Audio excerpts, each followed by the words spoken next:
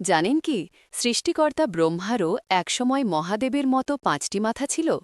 সৃষ্টির আদিতে ব্রহ্মা একা। সৃষ্টির শুরুতে ব্রহ্মা নিজের দেহ থেকে ২টি রূপ তৈরি করলেন।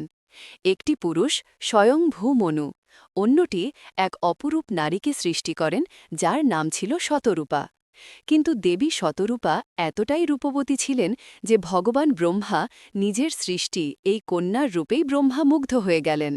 শতরূপা ব্রহ্মার দৃষ্টি এড়াতে লজ্জায় যে দিকে যেতেন, ডান বাম সামনে বা পেছনে, ব্রহ্মার মাথা সেদিকেই ঘুরে যেত।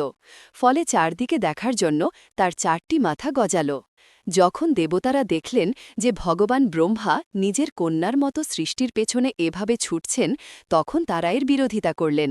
শেষে উপায় না পেয়ে শতরূপা যখন আকাশের দিকে উঠলেন, তখন ওপরে দেখার জন্য ব্রহ্মার পঞ্চম মাথাটিও গজিয়ে উঠল। এই অধর্ম দেখে মহাদেব প্রচণ্ড ক্রুদ্ধ হলেন। তিনি ভৈরব রূপে আবির্ভূত হয়ে ব্রহ্মার সেই অহংকারী পঞ্চম মাথাটি কেটে ফেললেন। সেই থেকে ব্রহ্মা হলেন চতুরানন।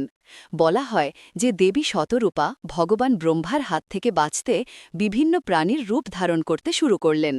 তখন ভগবান ব্রহ্মাও সেই সব প্রাণীর পুরুষ রূপ ধারণ করতে শুরু করলেন, আর এইভাবে সমগ্র প্রাণী জগৎ সৃষ্টি হয়।